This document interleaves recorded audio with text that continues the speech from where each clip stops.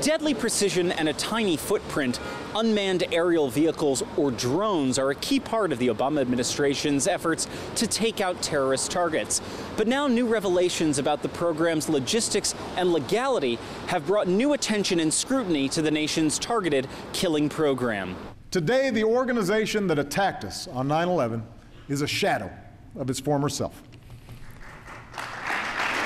During his State of the Union address, U.S. President Barack Obama lauded his administration's efforts at striking terrorist targets and pledged a new era of openness. I will continue to engage Congress to ensure not only that our targeting, detention, and prosecution of terrorists remains consistent with our laws and system of checks and balances, but that our efforts are even more transparent to the American people and to the world.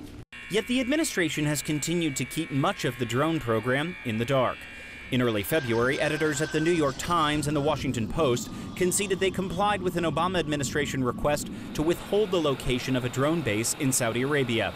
Neither paper would agree to an interview with JN1, but the Times spokesperson referred us to a statement from the paper's managing editor, Dean Baquet.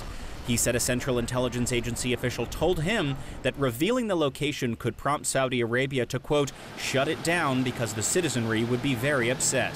I think cover-up is too strong a word. Frank Sesno led CNN's Washington bureau, and during his tenure received similar requests to withhold information out of national security concerns. One can make a compelling argument that the public deserves to know about this clandestine war that America is fighting.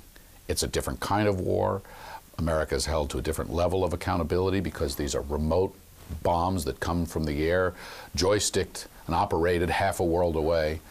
And how those bombs are dropping and with what effect and from what location is something that, while needing to be done sensitively, should be done at least at some degree publicly. The revelation about the secret base came as confirmation hearings began for President Obama's nominee to lead the Central Intelligence Agency, John Brennan.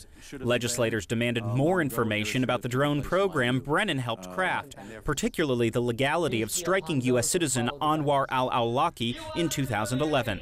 And this time, U.S. television network NBC came forward with a previously classified memo indicating the administration should strike anyone it believes poses an imminent threat. That's actually what this memo does that's most disturbing, or that this white paper does that's most disturbing, which is to say that imminence in this regard is much broader than we'd understood it in the past. This is not unusual to counterterrorism policies since 9/11.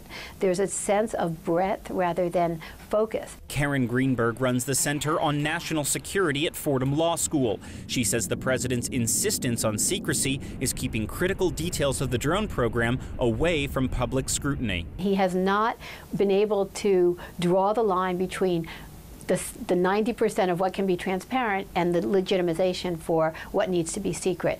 And issues like this that suddenly come out of the blue make people question just what his commitment to transparency is. But it's not just U.S. leaders coming under scrutiny for the use of unmanned aircraft.